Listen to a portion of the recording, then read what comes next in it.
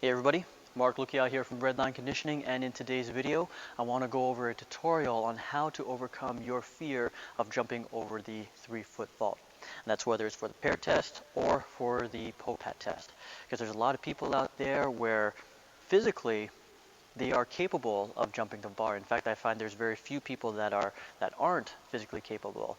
More often than not, it's a mental hurdle or some kind of mental block when it comes to the 3-foot vault.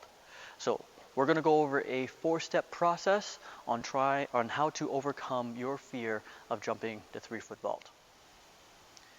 So in this 4-step process of jumping over the bar, the first step is to determine which leg you want to jump off of. Because there's always going to be one that we prefer to jump off of, whether it's the right leg or left leg, but we got to figure out which one that will be. So what I always like to ask people is, if you were to kick a soccer ball, which leg would you kick with? Would you kick with your right leg, or would you kick with your left leg? And heck, do it right now. Stand up, figure out, are you going to kick with your right, or are you going to kick with the left? For me personally, I kick a soccer ball with my right leg, which means my right leg will be the one leading the jump, but it's my left leg that's actually doing the jump. So you almost have to think the opposite on this one. If you kick a soccer ball with your right, it's your left leg that you're jumping off the ground with, at least when we're doing a 1-foot takeoff.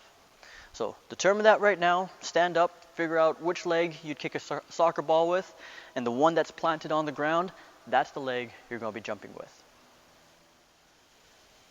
The second step in this 4-step process is to create space away from the bar.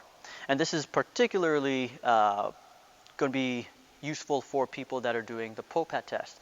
It's a little bit counterintuitive. You'd want to think that when you're doing the POPAT, you want to be as close as possible. But it's actually, I find more often than not, you're better off standing away from it. Because if you are right up against the bar, when you're jumping, you most likely want to jump off of both feet, which actually is making it harder on yourself than necessary. Also, if you're closer to the bar, you're more likely going to jump straight up, fighting against gravity more than necessary. By taking space or taking a step away and creating space away from the bar, it allows you to step into the jump and you don't have to jump as high. So step 2 again is create space away from the bar. So the first 2 steps of this 4-step process is pretty straightforward. Determine which leg you want to jump off from and create space. The creating space, step number 2, does lead its way into step number 3, which is the approach to the bar. So if I'm creating space away from it, it allows me to approach the jump by essentially, in a way, stepping into it. And this again will be a little bit more useful for people doing the POPAT test. But if you are doing the PARE test, it's your last 2 steps that's really going to determine your jump. So the approach here, for myself, I like to jump off my left leg, so I want to make sure that is going to be the last one on the ground before jumping. As I approach, I take a step with my right foot, and I jump with my left leg. So it's a step jump approach. You can almost think of it as a 1-2 approach, but if a step jump might be an easier way to think about it, because all you do is step, jump. Step, jump. And I do the same thing if I'm taking off my right leg. I'll lead with my left, so I step forward and I jump with my right leg. Step, jump. Step, jump. So when you're practicing your approach to the bar, or when you're practicing just the vault in general, work on the approach. Don't worry about the jump right away. Just work on the approach.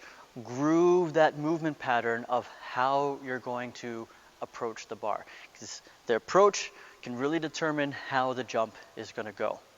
So once more, the approach is a step jump approach. I step, jump. Step, jump. We're going to move on to step number 4 now. So step number 4 of this 4-step process is the timing of the jump.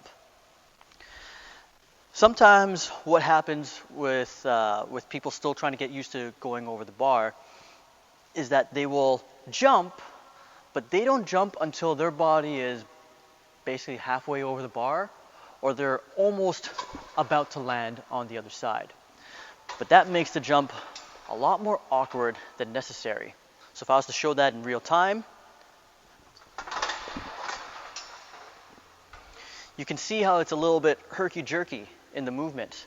There's no flow to it. It's almost like I'm just trying to heave my body over the bar, which makes it actually a lot harder than necessary. And you're probably still likely going to get your leg caught anyway, because there's just no momentum, there's no flow to it. So rather than timing the jump at this point or when you're about to land, you want to time the jump before your body is even over the bar. So as soon as the jumping leg is planting into the ground, you're trying to jump at that point. And when you do so, it makes the jump a lot smoother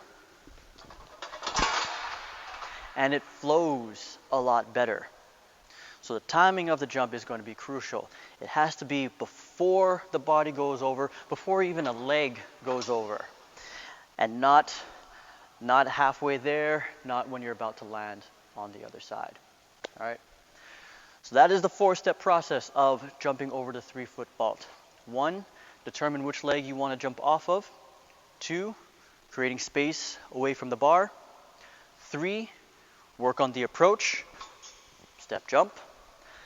4, get the timing down right. And the timing has to be before any part of your body goes over the bar. All right. So if you have any questions about the 4-step process, please leave a comment below. If any of you are from the Lower Mainland though and are needing help with your PARE and POPAT test, please visit our website. Please visit our website at rlconditioning.ca for training information, and hope to have you out here for training.